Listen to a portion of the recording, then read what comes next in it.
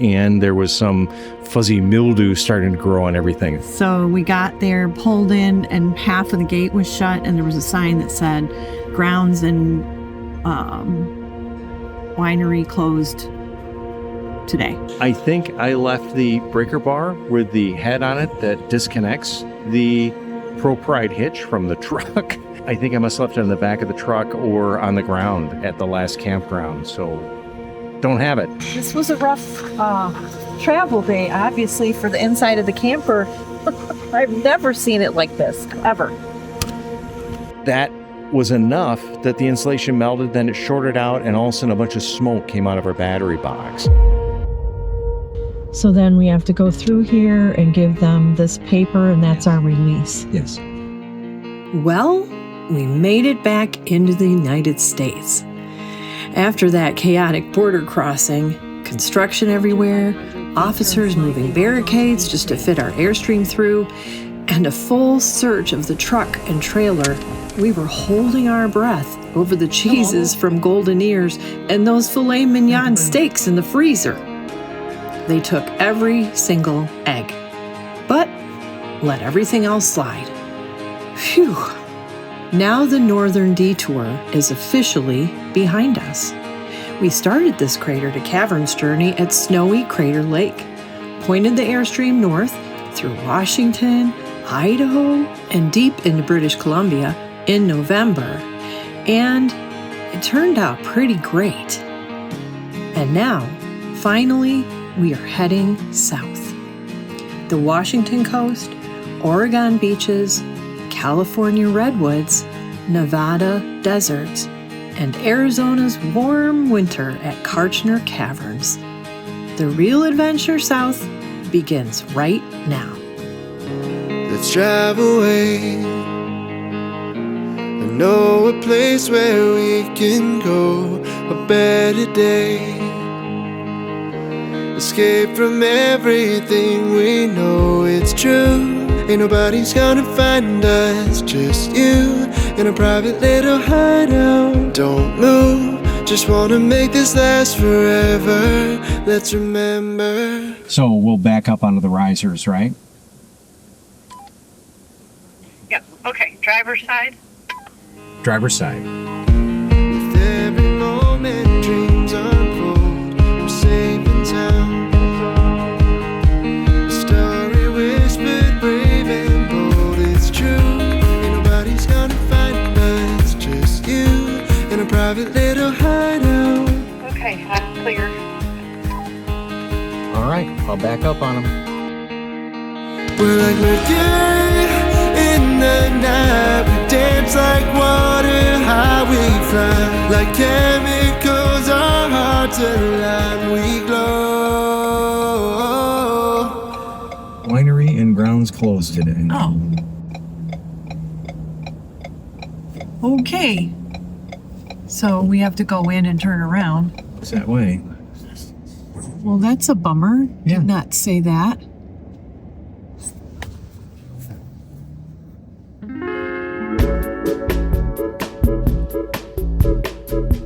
So I see you have your grocery shopping duds on.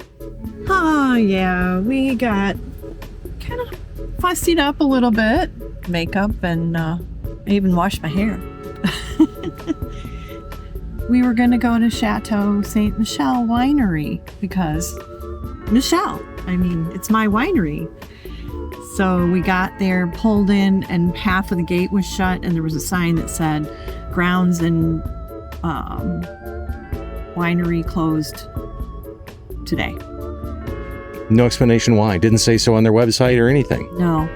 So in fact, it showed they're open today 11 to 5. So we're kind of bummed, but we had to get groceries anyway. So we're going to go in and get some groceries, and maybe they'll have some Chateau Ste. Michelle wine that we can buy.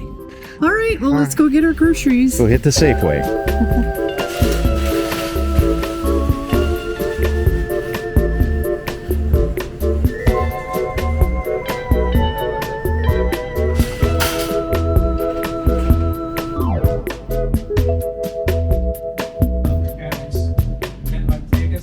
So yeah, they've got this must be kind of a special one that they have that I've not seen normally in stores, but this is right in the area. So Indian Wells. Got that cab. They've got just the cab, normal cab. Yeah. She also said that this is the same people, but they use different grapes. But I guess they make intrinsic there too. Okay. We're getting set to leave the park here, and it's been kind of a frustrating morning learning some things and finding some things out. Being the Pacific Northwest, there's been a lot of rain, and, well, I've cleaned this up, but let me flip this around and I kind of show you a little bit. So inside the back of the truck, the tonneau cover has started to fail. I don't know if it shows, but these seals now are starting to crack, and so we're getting some leaking in there. And this area here, I've got tools in that here, but this Rubbermaid container, the top was full of water, and then when I took the lid off, inside was full of water, and inside this one is where I have a bunch of my tools. And it turns out that the one tool bag was full of water, and there was some fuzzy mildew starting to grow on everything. So I had to dump all that out, spray everything down with Lysol, and then wipe it all down a bunch of times. And then there was some of the same kind of fuzzy growth happening inside the back of the tonneau cover up on what would be the top of that tonneau. So got that all cleaned up, and then we're, getting everything else set and everything to go. Just our normal disconnect the water and the sewer and the power and everything to head out to the next stop. But we're going to do something about the tonneau and the leaking tonneau.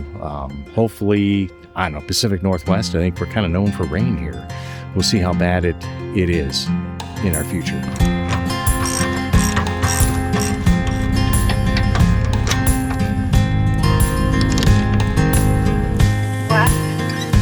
Through this world, will you guide me? Through this pain, will you always hold my hand when I need you? When I don't know what I'm doing with myself, I'm a lost soul, walking through this world like I have some idea. When I don't.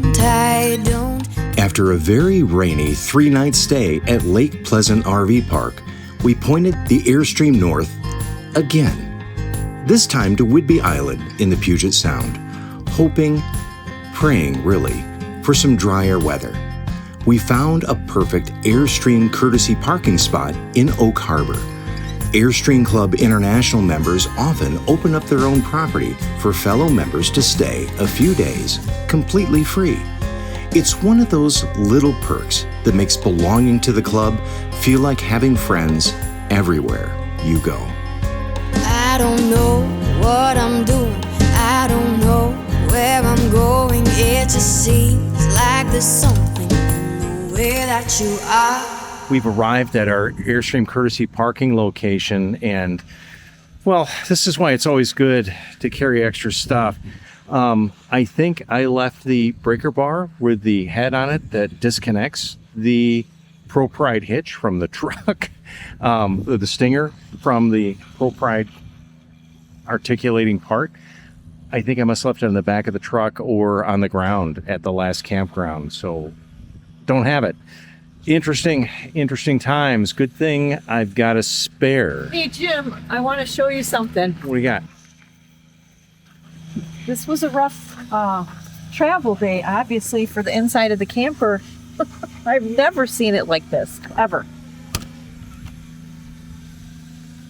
Oh my.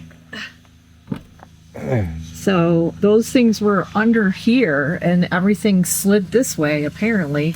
Yeah, and then Doesn't look like anything broke. the Cuisinart, the cast iron Cuisinart escaped too. Yeah. Now, it was under this, yeah, but on the shelves, under the table. Oh no, it sits No? on the floor. Oh, it sits on the floor? Yeah, it rides Okay. on the floor on All right. this basket. So, So you're thinking it was the rough travel, probably all of those speed humps we went over yeah. coming in, and so this wasn't the marmot getting into stuff. It could be. Maybe you wanted to cook something. Yeah, I don't know. So nothing's broken, so it certainly isn't the end of the world, but I'll have to put this all together. All right. let's I'll get us disconnected and leveled. Okay. One of the difficult aspects when we're traveling full time is getting packages delivered, and it's really nice. The Courtesy Parking, they let us have some stuff shipped here. So one of the things we got is I got the replacement handle for our black tank drain. So we're going to go about putting that on right now.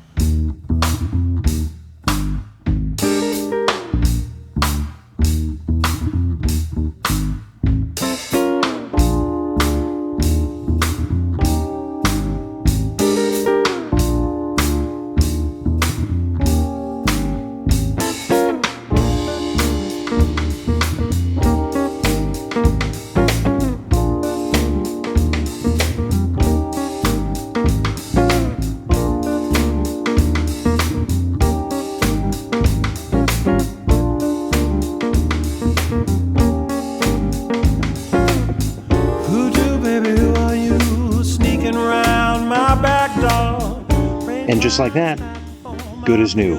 In fact, probably better than new. And we've got our Starlink Mini hooked up.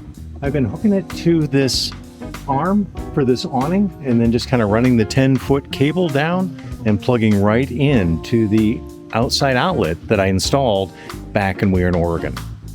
Actually, it's looking pretty good here. I'm gonna swing just a little bit to the passenger side and then we'll check the height and then spray it. Yeah, I think it looks pretty good. From what I hear and what I see, you know she's put that spell, the city of New Orleans. From what I hear and what I feel, you know I'll dance until that morning's first night.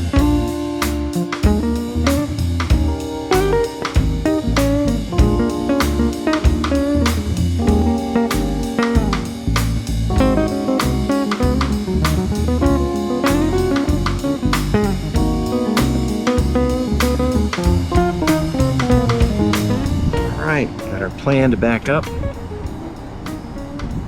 All right, here we go.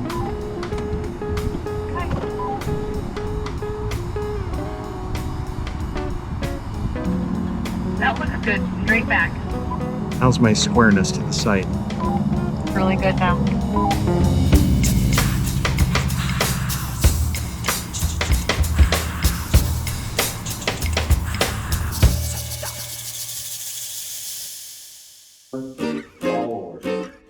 We'll see that story. So it's a wait.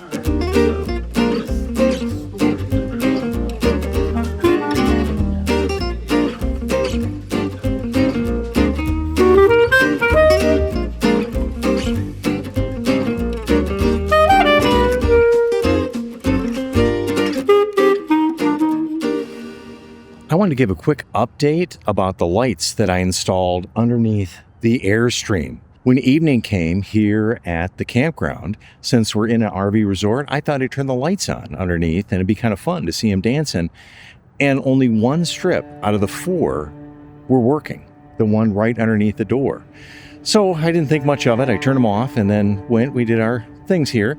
And then the next morning I thought, well, I better go in and look. And I went in and started investigating, thought maybe we had lost some, maybe they had torn off in the drive.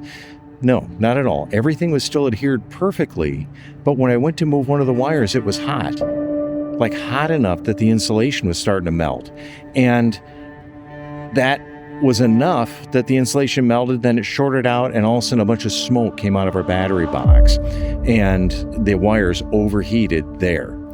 So somehow the wires either got damaged or I'm not sure, either that they couldn't handle everything that went on. But I'm pretty certain that the little control box, because I had it wired in directly to the battery with no switch, was running all the time and consuming power all the time. That's 3 phantom drains of power that we had when we were boondocking that one night. We got ourselves down. I didn't tell Michelle how low last night, but we were down to 7% on one of the batteries and 4% on the other.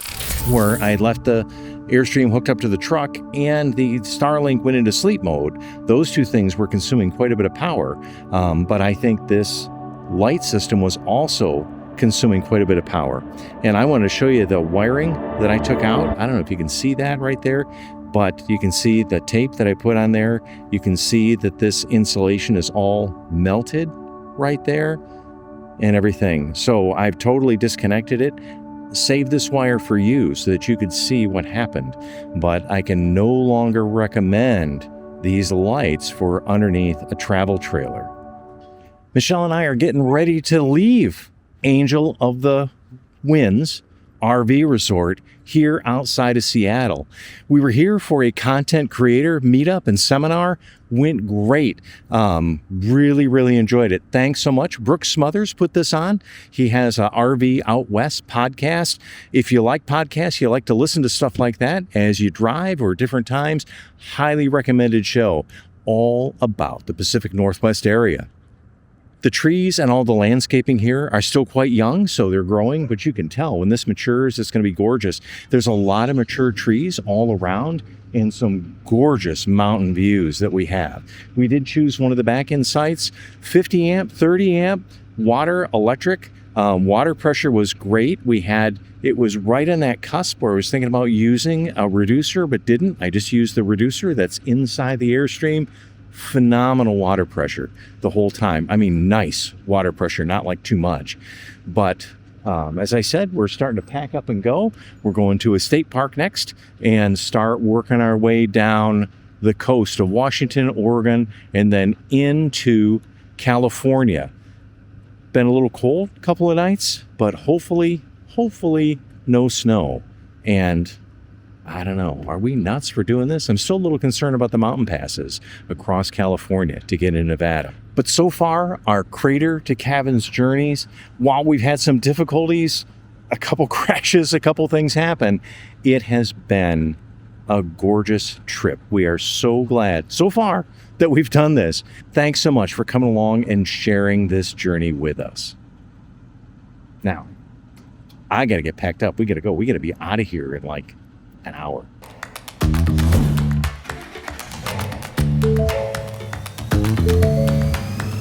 Going through my checklist, which I highly recommend. If you have a checklist, you got to have some kind of checklist. I like the digital checklist. I like it on my phone, and it just keeps me on track of everything. Got it in your